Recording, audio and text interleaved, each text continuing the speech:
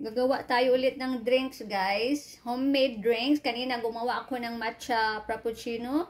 Sobrang init sa labas. So, nasa loob lang kami ng bahay. Gagawa tayo ng ice mocha.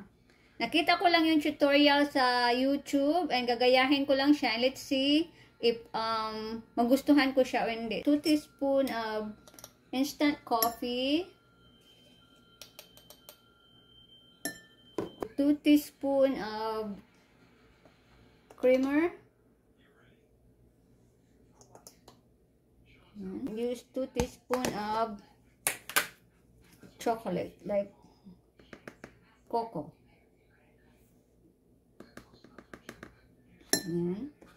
Dun sa YouTube, na nakita kong gumawa ng ice mocha, nilagyan niya ng 2 teaspoon na asukal, but me, I don't wanna put sugar. I'm gonna skip the sugar part. Kasi lalagyan pa siya ng condensed milk. So, ayoko ng sobrang matamis. So, meron ako ditong 2 ounce of hot water.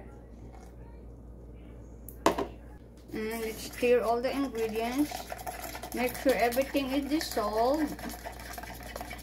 Just make sure na natunaw yung lahat ng dry ingredient natin. Maglalagay tayo ng condensed milk. About 4 ounces.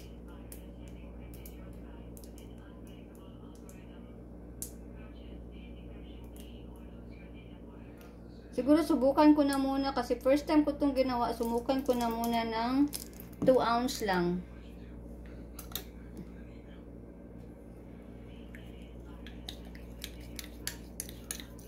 Ounce lang muna kasi ayokong parang sobrang sobrang tamis. You know what? Let's add more. Let's do the 4 ounce.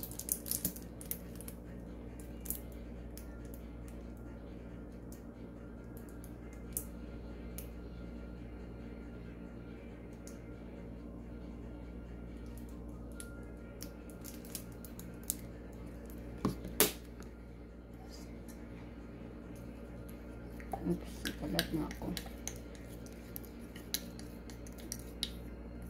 Maglalagay din ako ng 2 ounce ng evap. Oops! I'm making too much mess here. Ayan.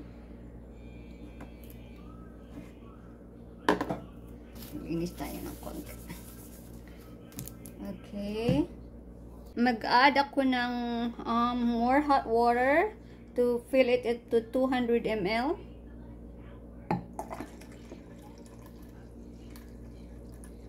Right there. And then maglalagay tayo ng konting ice. Konti lang.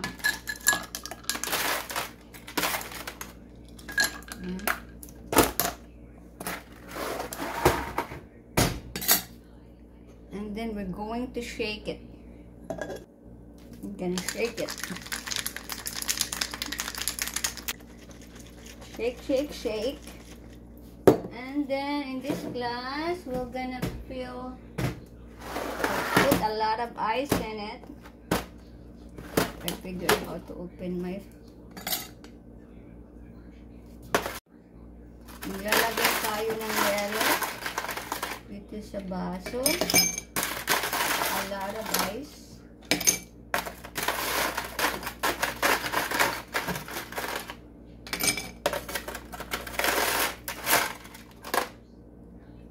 Ayan, tama na yan. And then, we're gonna pour this.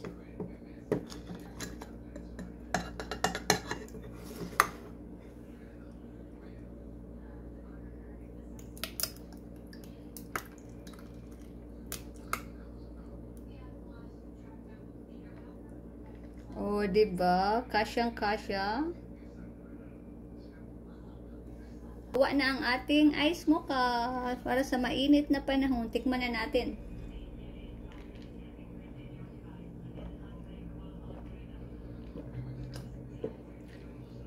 Ang sarap!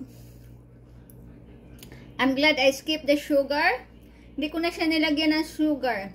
Matamis na siya, yung condensed milk lang. So, hindi ko na siya nilagyan ng sugar kaya ayoko talaga ng sobrang matamis. So, tamang-tama siya, guys.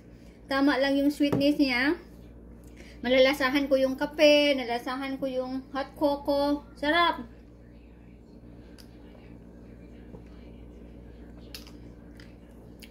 Ang sarap.